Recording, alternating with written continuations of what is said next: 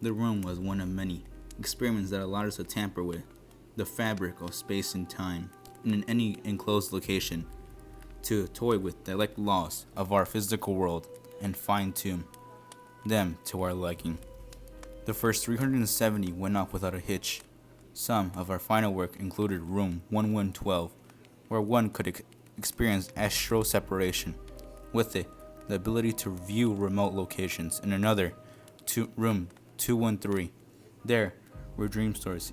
Any subjects asleep inside would be bombarded with pieces of other people's nightly cinema, nightmares and all. In our crowning achievements up to that point, room 301, within walls, time stood still, no matter how long a subject claims to be inside. They always excited the room at the same time they entered.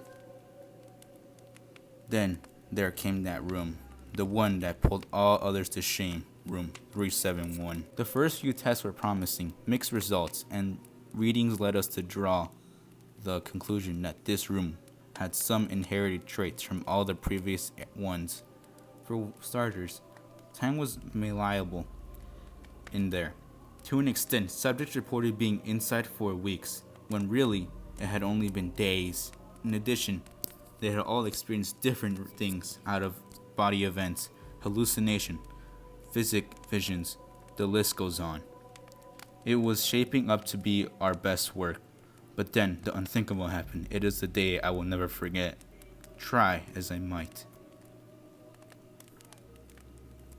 Elizabeth, you're pregnant, 7 months along. My work here is dangerous. We can't risk your safety. A sigh of disappointment came through the receiver. I know, Gary, I know, but I haven't seen in over a week. Will we even be here when our son is born? This time I let out a sigh. The work we're doing here, it could be very well change the world. When our son is born, I will be there, and I want him to be proud of his father. We had reached an impasse, and we sat for a moment in silence, phones to our ears, each hoping for a bit of understanding from the other. It was in silence then I chattered a course of mild ground. Tell you what, why don't you leave Jessica with the nanny and get a room at the local inn? I usually sleep here, but the hotel is just around the corner. I can't meet you there after work. We'll make a night of it. After work? Is there even an after work with you? I chuckled. Not particularly, but I promise I'll be there. Let's say 9ish? Alright, I'll do it. You're lucky I still love you to pieces after all these years. There was a hint of reluctance in her voice, but deep down I knew she was ecstatic to be met halfway. As much as I was married to my work, I would have given anything for even a small chance to make her smile. Good, I'll see you there tonight.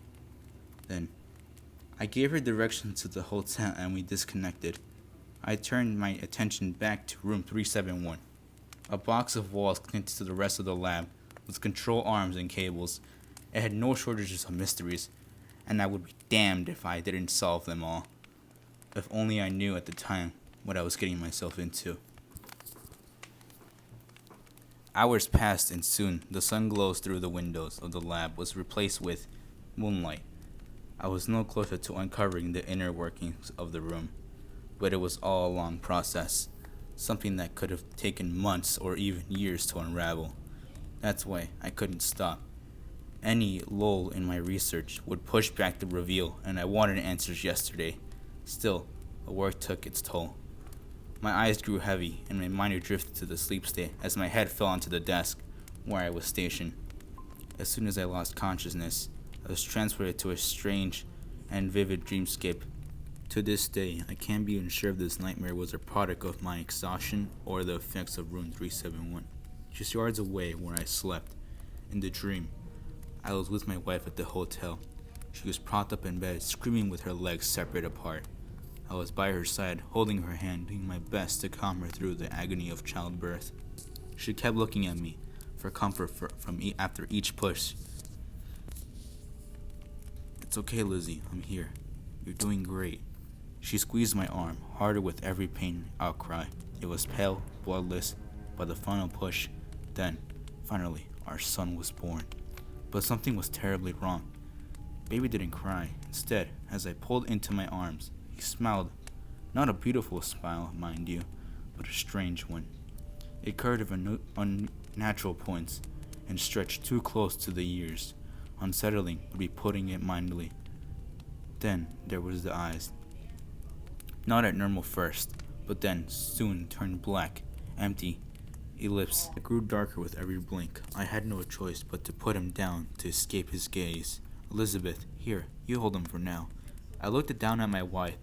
She was unconscious. Her chest was still. I held my hand to her neck. There was no pulse. Elizabeth? Elizabeth, wake up! I placed our son on the bed and attempted to shake her. When that failed, I resorted to chest compressions. Nothing seemed to work. No, no, no. My sweet Elizabeth, she can't be dead. She just can't be.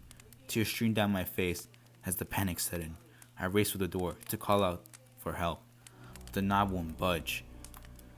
That's when I noticed a number affixated to the wood. 371. Room 371. But how? The door swung open, striking me on the head and landing on the floor below. I looked up, my blurred vision, and saw a shadowy outline of a man enter the room. He stepped over my body, grabbed my son, and walked back out, but not before offering me an anonymous sentiment. They're mine now, Garrett. I woke amid gasp, jumping from my desk. Frazzled, I looked over at the clock. It was 11:15 p.m. Oh no, Elizabeth. I dialed the hotel and had the clerk patch me up through the room to her room. I only hope she couldn't be too upset over me sleeping through our day. Garrett Harold Collingwood, there's no way to get on my good side.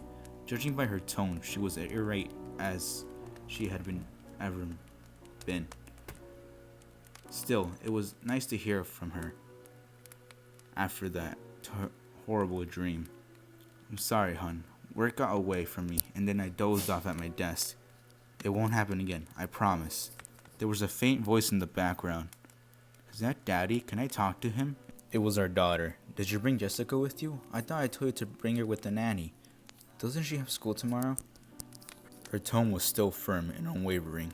Your daughter hasn't seen you in over a week. I've allowed her 1 day of a hooky to spend time with her father. Get here now. Don't waste another time. It was clear that she meant business, and I wasn't about to test her fury any further. I'll be there in 20 minutes. I just have to. My eyes drifted to the room, and I recalled the strange dream of my mind and consecrated. Say, Elizabeth, what room are you staying in? Room 371. My heart sank. Are you absolutely sure of that? Yes. What does it matter? This was bad. The hotel where my wife was staying only had 2 floors. I know this because I had stayed there myself on occasions. There couldn't be more than 100 rooms or so.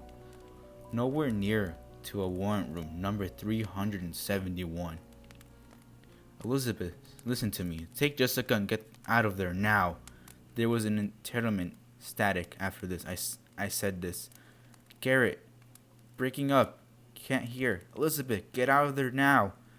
There was more static, but I made out a single phrase to the noise, one that sent a shiver down my spine. Garrett, I think my water just broke. We were disconnected. I tried dialing the hotel again, but the line was dead. I didn't know what was going on. But then, the unforeseen powers at the display in room 371, I knew it couldn't be good. With my family in mind, I threw all the caution to the wind and walked over to the room. Normally, there were safety protocols that had to be followed entering in. But I didn't care. My working theory was that if it was all actually as a portal, bridging itself to a room in the nearby hotel, taking its place. The hope was that I could get in and pull my family out. That has to work. It just has to. Upon entering to the room, my theory was proven false. It was just as we had left it at last. There was no one inside, much less my wife and daughter. My next course of action was to flee the lab and make haste towards the hotel, but the room had other plans. The door slammed itself shut as I approached. I reached for the knob, but it wouldn't turn. Just then, footsteps from behind. Hello, Garrett. The spike of adrenaline, I turned to meet the source of the voice. When I saw was astonishing. It was me, a copy of myself, living and breathing before my very eyes. Every feature, every detail identical. I would have been never suspected the room could do something like this, not in a million years. Well, how do I look? After the inspiration surprise wore off, I regained my focus. My wife and daughter, what's happening? Is it you? He chuckled. Of course it's me. Who else would it be? I didn't understand what he was getting at. And you are? I asked. Don't you recognize me, Gary? You've been poking and prodding me since my birth, studying my every nook and cranny. But I've even been observing you now. I've learned you inside and out, taking your form. Even I thought you would be flattered. As indirect as his answer was, I was able to put the pieces together. You're this room, 371, he smiled. Now you're getting it. My mind was instinctively trying to run the numbers and make sense of how many any of the souls I need to feed on the souls of living things that stay alive. And by golly, humans once are worthy of all the trouble it takes them. Trouble, I asked.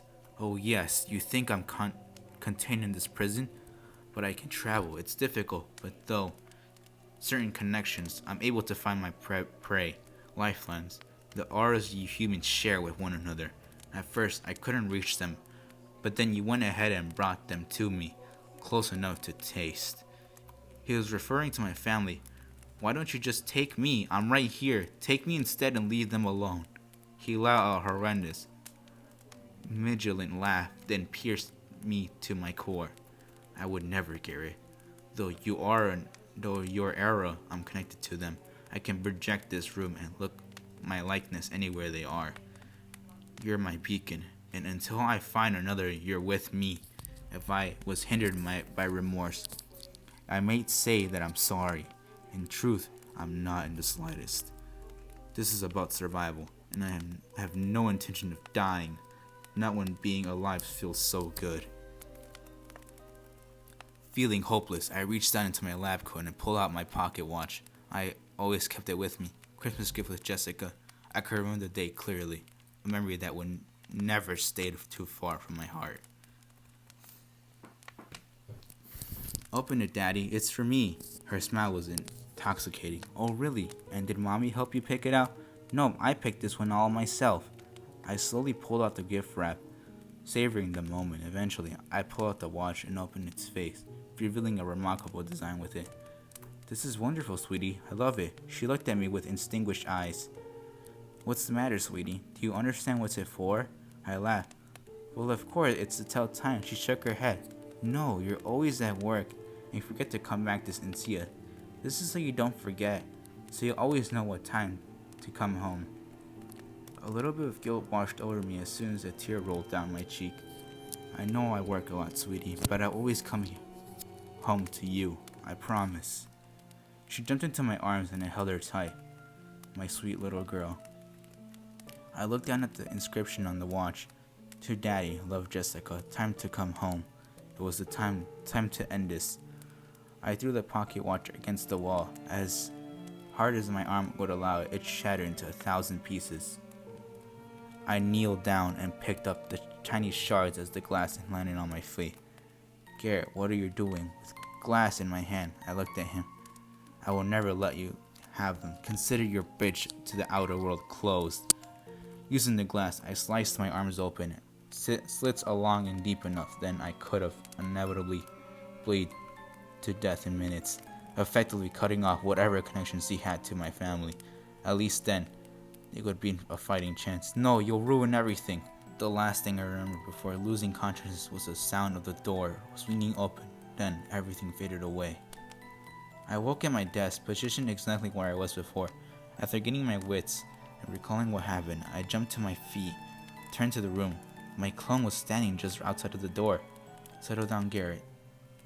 You're going to be fine. I looked down at my arms. There was no wounds.